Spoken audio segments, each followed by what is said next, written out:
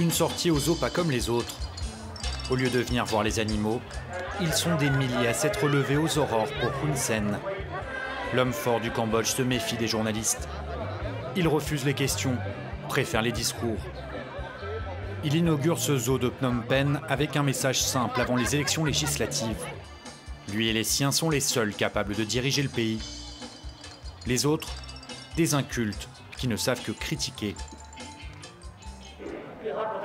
Je veux que les autres partis apprennent à faire de la politique. Ils réclament le changement, mais c'est déjà fait. Regardez comme le pays a changé depuis le régime de Pol Pot qui tuait beaucoup de gens tous les jours. On a surmonté ça. Avant, nous marchions pieds nus et aujourd'hui, on porte tous des chaussures de ville. Sur scène, il distribue des bons points à quelques invités, visiblement très touchés. Il brandit aussi sans cesse le spectre des Khmers rouges. Ce régime qui avait exterminé près d'un quart de la population du Cambodge dans les années 70. Lui s'oppose en garant de la stabilité. À travers le pays, sur les routes ou dans les ruelles, trône le portrait de Hun Sen. Déjà 33 ans au pouvoir, et le Cambodge a vu son économie se développer, mais avec une liberté d'expression en péril.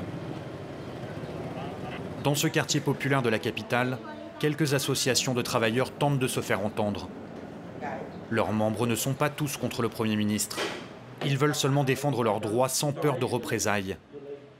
Comme cette dame fière des petits plats qu'elle vend dans la rue. Je viens chercher ma carte de membre.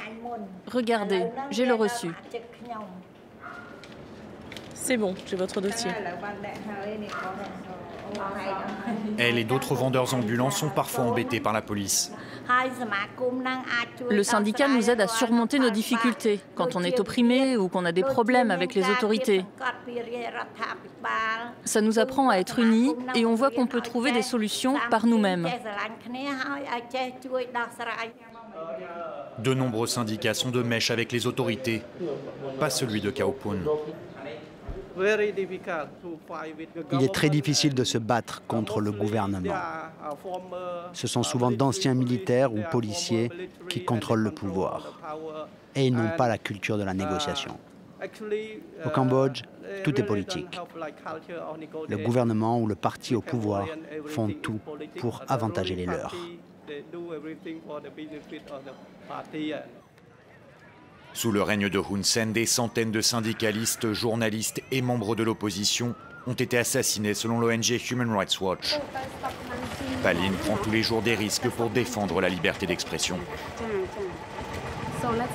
Allez, on y va? Si les travailleurs parlent ou donnent des informations aux journalistes, surtout aux étrangers, alors ils sont interrogés ou alors ils sont suivis par la police et les autorités locales. Et pourquoi? Dans quel but? En fait, ils ne veulent pas qu'on parle de la situation au Cambodge. C'est pour ça qu'ils font tout pour fermer les médias indépendants comme Radio Free Asia ou alors le journal Cambodia Daily. Pour les ONG internationales, aucun doute. Hun Sen veut verrouiller la parole. Palin ne baisse pas les bras. Elle retrouve souvent ses balayeurs de rue lorsque leur journée de travail se termine. Et les policiers ne sont jamais loin. Ils veulent savoir de quoi discutent ces Cambodgiens, qui gagnent à peine 120 $ par mois. Parfois, ils sont tristes car ils disent qu'ils n'ont plus d'argent pour envoyer leurs enfants à l'école. Ils expriment tout ça avec nous librement. Et quand ils parlent politique, c'est à l'abri des regards. Une personne va oser se confier en quelques mots sur le scrutin de fin juillet. La politique peut changer nos vies, mais pas si on va voter cette fois. Il est illégal au Cambodge d'appeler au boycott de ce scrutin que certains jugent faussé.